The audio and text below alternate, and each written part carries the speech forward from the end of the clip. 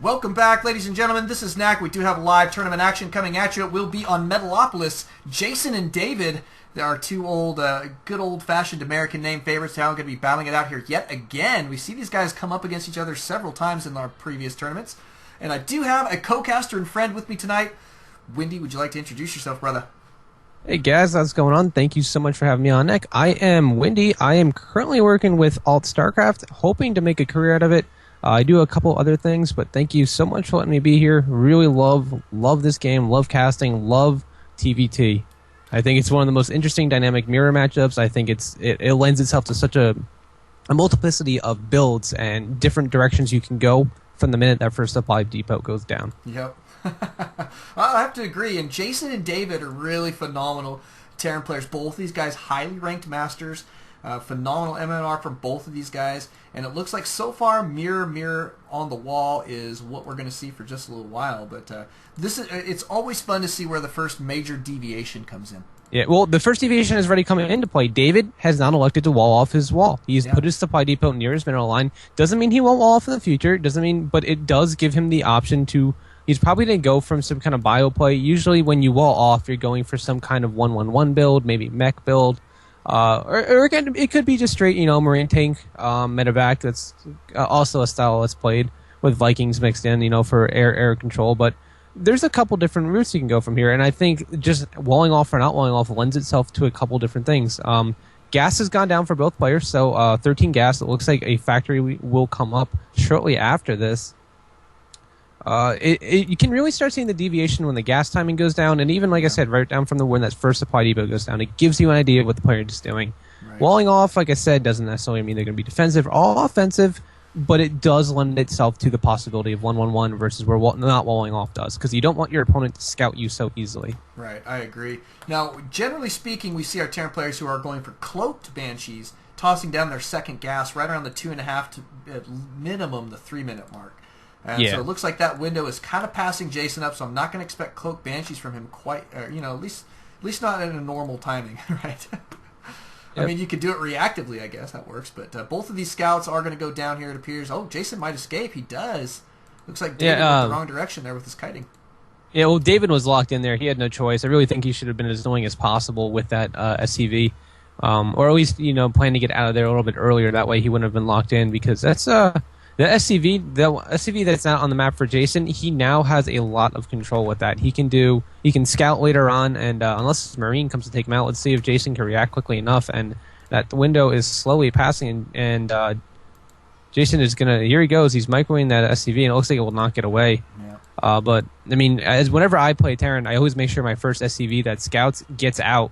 That way I don't have to worry. I can get that scout later on. I can at least poke his front and see what composition he has, what's at the front of his ramp, what he's going for, see if he has a natural or a natural expansion going down, stuff like that. So that losing that first SCV can be kind of critical depending on the play. Right. Now, I mean, Jason going for a fairly early command center here. He's just now tossing down his factory, and back here at David's base, we've already got a starport on the way, and he got his gases out there fairly quick. So, I mean, there's a good potential for even Cloak, I think, at this point is still within the realm of possibility. I would probably guess not, but, I mean, it's still definitely a possibility, and he does have his tech lab prepared. Looks like Starport will be moving over there here in just a minute, so Banshees for sure are going to be on the way here for David. I mean, now, do you like this play in TvT, or is it something that you tend to stay away from? I like 1-1-1 builds if you expand out of them and then transition into like a really mech or Sky Terran heavy play. I don't think going Banshees with an all-in kind of deal is most effective in TvT, because missile turns can come out relatively early. They're pretty effective. Marines are really good with dealing with Banshees, and good as long as the Marines are in good numbers. Scans kind of make the Cloak a little bit less viable, especially if your opponent, like Jason, has gone getting up his second orbital already. So if Cloak were to come on the way, he's actually getting a Raven. I was hoping he would do this. I didn't want to jinx myself by saying it, and look, he's gotten the 1-1-1 expansion build. Ravens are great harassing units in the early game. The point defense drone, especially if you're going for Sky Terran, is amazing because it just soaks up so much damage. Ooh, look at the scan going down. Jason with a nice scan revealing all that tech there. Oh, and look at this. The Caduceus reactor. Oh, he canceled it. Oh, no, he canceled it. That was weird. Oh, I know what he was trying to do. He's trying to make his opponent think he was going for Cloak. Ah. Uh-huh. That's exactly what he was trying to do. He's trying to make his opponent feel like he was going for Cloak, so we should see Jason respond in kind, but you know what? He doesn't really need to because he's got those double orbitals, and he should be just fine. Notice that David, tossing a scan down in there as well, sees the double orbitals. So and Jason's got his engineering bay up as well. I think he put that down as soon as he saw the reactor, the Banshee, the tech lab on the starport. I think that was a reactionary play, and David just metagamed his opponent. That's impressive. Getting that psychological warfare, you can never discount it. Like psyching out your opponent, confusing him, tricking him, all very good strategies, and I don't think people realize how effective they can be. Now, do you think David's going to transition into a mech style from here, given the fact that he hasn't added on any tech lab or reactor onto his barracks, and the fact that there's no upgrades coming out for any kind of bio units? For which player? David. I think that he's going for this really kind of heavy air play so far, probably with some serious mech underneath. And I think that he probably doesn't necessarily need them early game, but we're going to start transitioning into the mid game here, and I think that getting a couple of those those upgrades for his infantry is going to be a necessity eventually, but he's got a little bit of time to wait here, I think. He does see this push coming. He's got that Hellion kicking it here. Looks like the Hellion may even almost pick up... Well, he didn't quite pick up a kill there. The tanks got into range too fast, but he saw the push coming out, so he knows to be prepared for that. He's got great reaction here. He's got his tank set up in great position and moving his Marines out, but looks like the push is kind of backing out here just a little bit. I'm seeing what David is doing. He's gone for that quick starport with the tech lab. The Raven is going to make him his air superiority even more significant because he's going to have the point defense drone against. He already has air superiority because he has 2 Vikings versus the 1 Viking. And you know what? Marines are not going to have that much of a way in this engagement. These tanks will just decimate them. They're unupgraded. There's no stim. There's no upgrades on the way for them either. Yeah. So you can see, unless his Viking gets picked off, it will survive. So that is a pretty big deal. Not a lot of Marines on the field for David, but that's no big deal at this point in time. He has air superiority, unless he's going to lose his Viking right here. But these two lose the one. He's ahead still in the Vikings. Well, actually, I take that back. He's got the second Viking. It looks like Jason's going to make a smart move here and send his hurt Viking back to be repaired. That's another thing for David that I would like to see is just grab a couple SCVs. Since you're going this heavy of mech and heavy of air, I mean, he doesn't really even have tons of Marine support like we were noticing. So, I mean, if you're going to have this much mech, you just need a couple SCVs in that army to be on, repair, to keep those guys alive a little bit longer.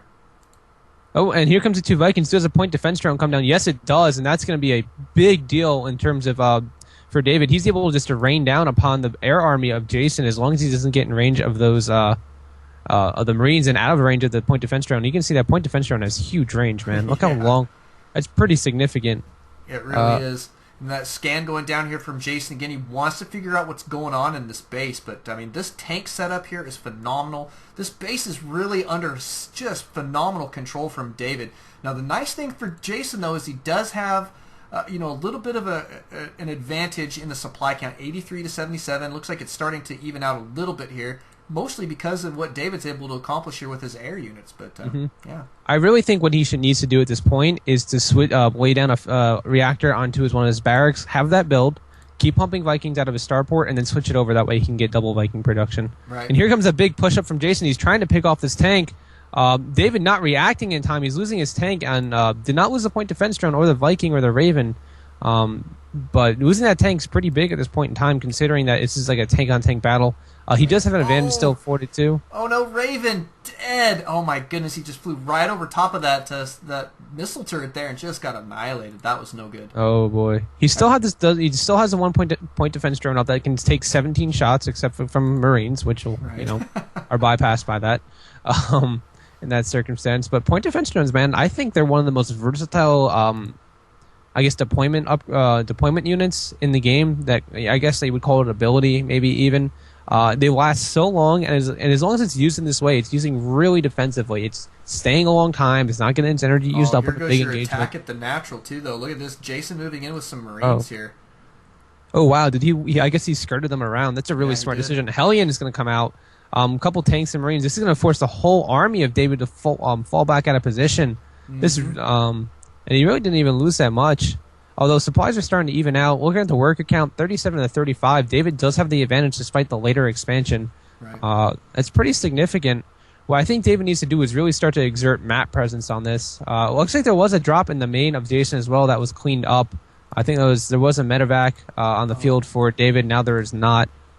Yeah, and you can right. see David really needs to get his air superiority order back. That's the only way he's going to be able to get back into this. Because right now he's at a pretty deficit. Except he does have a huge tank advantage in this engagement. 6 tanks versus just the 1, and he's going to push Jason on back. And this is the first time in a little while he's had a supply advantage here, and looks like he is going to be able to do a decent amount of damage with this push. Oh, he loses vision on the high ground because he lost that Viking. Does he have another one? He has a reactor starport finally. He's got 2 in production, but in the natural of David, there's Marines raining hell upon the command center. It will burn down. It will just go down. Oh my God, that's pretty big. And now David is pretty much forced to go all in off of just a 2 base production. But oh no, wow, he actually has another orbital morphing into his main, as well as a 3rd command center going down. So he may be able to macro out of this. Meanwhile, Jason has thrown down his 3rd. He's actually double expanding. Wow, both players playing very, very unorthodox right here. But David is in such a good position. Look at the siege tank count, 7-1. I know. And 33 Marines, even with stim, wouldn't be able to do anything with it. Well, Jason's still stimming around with these Marines. Look at how effective these guys are. Now they're in the main mineral line, blasting away. Oh, that's so many SCV losses there. How many workers has he killed? 32 workers killed. Wow. And there's your GG from David. Jason taking it down in phenomenal style, Windy. I don't know, man. That was a pretty interesting game there. Yeah, dude, I really, really liked what David was trying to do there. I think Jason was just more robust and standard about his play. Like, he didn't try to do anything wonky.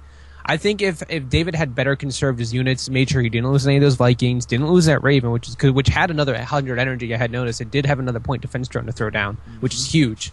The Ravens, if they're maxed out on energy, can throw down 2-point defense drones, and I mean, that's very significant, because that'll absorb, I think they come out with 100 energy, so they'll absorb 20 shots if they throw down 2. So in a big Viking-on-Viking battle, even if you're down by, like 3 or 4 Vikings, you can overwhelmingly win against your opponent and take like complete air control. Mm-hmm. So I think if he had better conserved his expensive units, like the early game Vikings and Ravens, I think he would have definitely taken that game. He had a huge tank force, but I agree, and I mean, it's a phenomenal play. Thank you guys again for coming out. Thank you guys for watching. Don't alt tab, always alt Starcraft. We'll see you guys in our next game.